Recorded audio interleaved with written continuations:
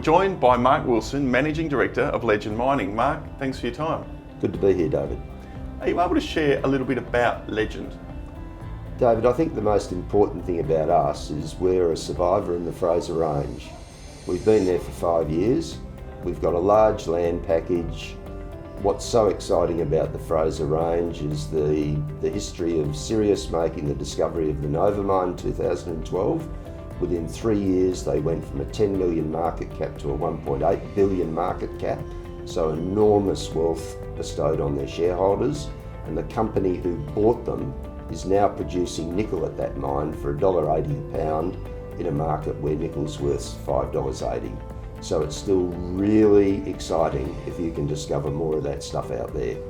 The now owner of Nova and the Nova discovery is Independence Group, who are a joint venture partner of yours. Yes, and David, they're a joint venture partner because of a capital raise we did last year, back to back with a purchase of extra ground from Mark Creasy.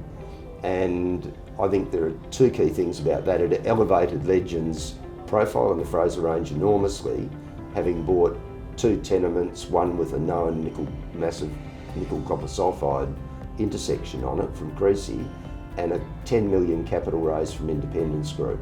So then incidentally they've changed their name to IGO now, so we better keep calling them IGO.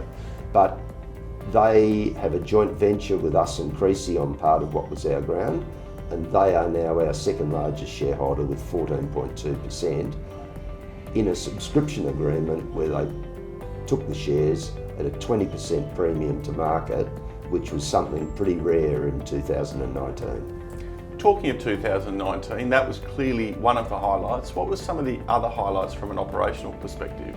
Oh look, there's only one that stands out. It's a drill hole that we collared in November. We intersected massive nickel copper sulfides. It's a completely new discovery. Our market cap went from 100 million to 200 million off the back of it. And what's really exciting is we're within 4 weeks of going out there and drilling the second hole into that area. As you say, drilling imminent. What are some of the highlights that we should look forward for 2020? Look, I think without a doubt it's ongoing drilling at this Mawson prospect.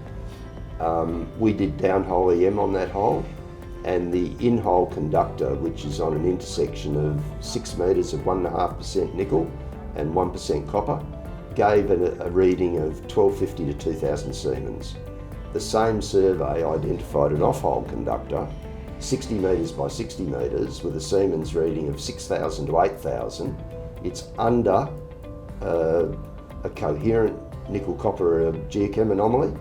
We've not seen anything other than nickel-copper in those holes, and it's in the same structural setting in our models as that original hole.